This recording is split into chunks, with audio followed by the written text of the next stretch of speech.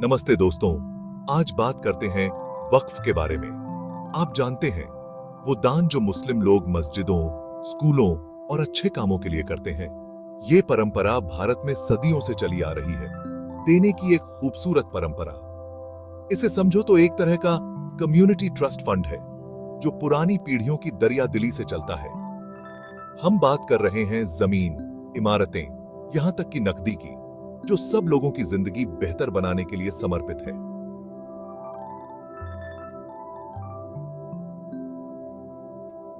ये वक्फ बस अतीत की कोई धूल भरी निशानी नहीं है। ये भारतीय समाज में, खासकर गरीब तबके के लिए बहुत महत्वपूर्ण भूमिका निभाते हैं। ये उन लोगों को शिक्षा, स्वास्थ्य सेवा और नौकरी के मौके प्रदान करते हैं जिन्हें इसकी सबसे ज्यादा जरूरत होती है। लेकिन किसी भी सिस्टम की तरह जहां जमीन और पैसों जैसी कीमती चीजें शामिल होती हैं, चीजें थोड़ी सी उलझ सकती हैं। कई सालों से इस सिस्टम में मिसमैनेजमेंट और करप्शन की अफवाहें उड़ रही हैं। जायदादों के गलत इस्तेमाल, पैसों के गायब होने के आरोप, आप समझ ही गए होंगे। ये सब देखकर मन में ख्याल आता है, अरे क्या ये लोगों की मदद करने के लिए नहीं था? और यही बात, मेरे दोस्तों, हमें 2024 के वक्फ संशोधन अधिनियम तक लेकर आती है। ये बस कोई कानूनी पचड़ा नहीं है। ये एक ऐसे सिस्टम के भविष्य के बारे में है जो लाखों लोगों को प्रभावित करता है। ठीक है, तो इस नए अमेंडमेंट का क्या बड़ा मामला है? जरा सोचिए। सरकार ऐसे अंदर आती है जैसे वो प्रॉपर्टी ब्रदर्स के एपिसोड पर हो और कहती है, हम यहां वक्फ सिस्टम को नया रूप देने आए हैं। बड़ा ड्रामेटिक है ना? लेकिन सच में 3 बड़े बदलाव हैं जो सब कुछ बदल रहे हैं। सबसे पहले वो इस पर रोक लगा रहे हैं कि वक्फ प्रॉपर्टीज को कैसे लीज पर दिया जा सकता है। अब कोई शेडी डील्स या पक्षपात वाले कॉन्ट्रैक्ट्स नहीं। सब कुछ पारदर्शी और स्पष्ट नियमों और निगरानी के साथ होगा। समझो जैसे परिवार के जेवरों की देखभाल के लिए एक चौकस मुनीम रख दिया गया हो। दूसरा, वे वक्फ बोर्ड को ज्यादा पावर दे रहे हैं जो इन एंडाउमेंट्स के प्रबंधन के लिए जिम्मेदार होते हैं। मकसद, उन्हें और अधिक कुशल और जवाबदेह बनाना। यह उन्हें वक्फ प्रबंधन 108 में एक क्रैश कोर्स देने और यह कहने जैसा है, ठीक है, अब हमें दिखाओ कि आपने क्या सीखा है। और अंत में वे अतिक्रमणों पर नकेल कस रहे हैं। आप जानते हैं, वे परिस्थितियां जहां कोई बिना अनुमति के वक्फ की जमीन पर अपनी दुकान लगाने का फैसला करता है, हां, अब ऐसा नहीं चलेगा। यह उन संपत्तियों को पुनः प्राप्त करने और उन्हें समुदाय के लिए काम पर लगाने के बारे में है।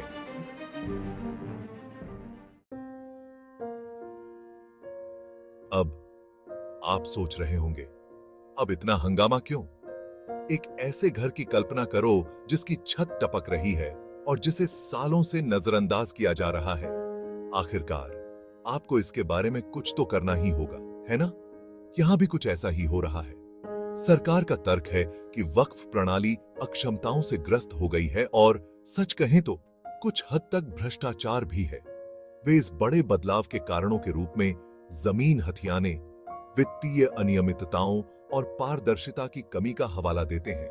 वे मूल रूप से कह रहे हैं, देखो, इससे पहले कि यह और भी बदतर हो जाए, हमें इसे ठीक करने की जरूरत है। लेकिन जाहिर है, यह इतना आसान नहीं है। कुछ लोग इस संशोधन को मुस्लिम संस्थानों पर अधिक सरकारी नियंत्रण स्थापित करने के तरीके के रूप में देखते हैं। वे राजनीतिक हस्तक्षेप और भेदभाव की संभावना को लेकर चिंतित हैं। यह उस भावना की तरह है जो आपको तब होती है जब कोई आपकी मदद करने की पेशकश करता है, लेकिन आपको यकीन नहीं होता कि वे वास्तव में आपकी मदद करना चाहते हैं या आपके सामान पर हाथ साफ करना चाहते हैं।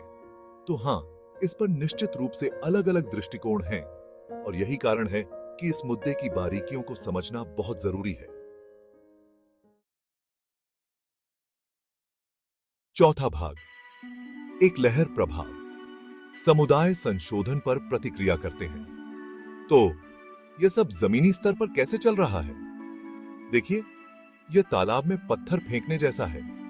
इसकी लहरें दूर दूर तक महसूस की जा रही हैं और हर कोई इससे खुश नहीं है। कुछ सामुदायिक नेता संशोधन की प्रशंसा कर रहे हैं और इसे पारदर्शिता और जवाबदेही की दिशा में एक लंबे समय से आवश्यक कदम बता रहे हैं।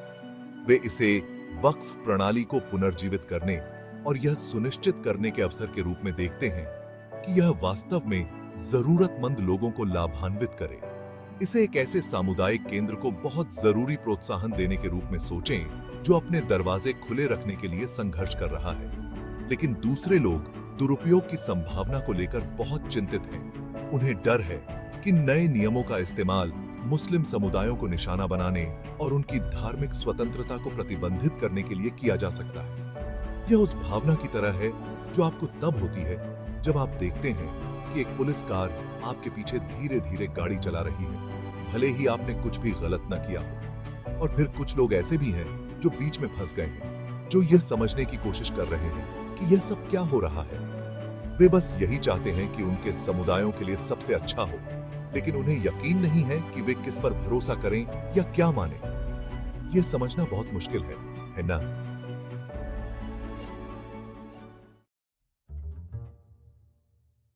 पांचवां भाग, विशेषज्ञ राय, संभावित परिणामों का आकलन। तो इस सब के बारे में विशेषज्ञों का क्या कहना है? किसी भी अच्छी बहस की तरह यहां भी हर तरफ से राय आ रही है। कानूनी विद्वान संशोधन की बारीकियों को समझ रहे हैं, इसकी संवैधानिकता और धार्मिक स्वतंत्रता के लिए इसके संभावित निहितार्थों पर बहस कर रहे हैं। वे इस पूरी चीज में रेफरी की तरह हैं, यह सुनिश्चित करने की कोशिश कर रहे हैं कि हर कोई नियमों का पालन करे। अर्थशास्त्री आंकड़े निकाल रहे हैं, संपत्ति के मूल्यों, निवेश और आर्थिक विकास पर संभावित प्रभाव का विश्लेषण कर रहे हैं। वे यह पता लगाने की कोशिश कर रहे हैं कि क्या यह वित्तीय जीत होगी या नौकरशाही दुःस्वप्न। और समाजशास्त्री सामाजिक और राजनीतिक गतिशीलता का अध्ययन कर रहे हैं, यह जांच कर रहे हैं कि संशोधन अंतर धार्मिक संबंधों और सामुदायिक एकता को कैसे प्रभावित कर सकता है। वे यह पता लगाने की कोशिश कर रहे हैं कि क्या यह लोगों को एक साथ लाएगा या उन्हें और अलग कर देगा। यह समझने के लिए बहुत कुछ है, लेकिन एक बात तो तय है, यह संशोधन बहुत बड़ी बात है और इसके प्रभाव आने वाले वर्षों तक महसूस किए जाएंगे।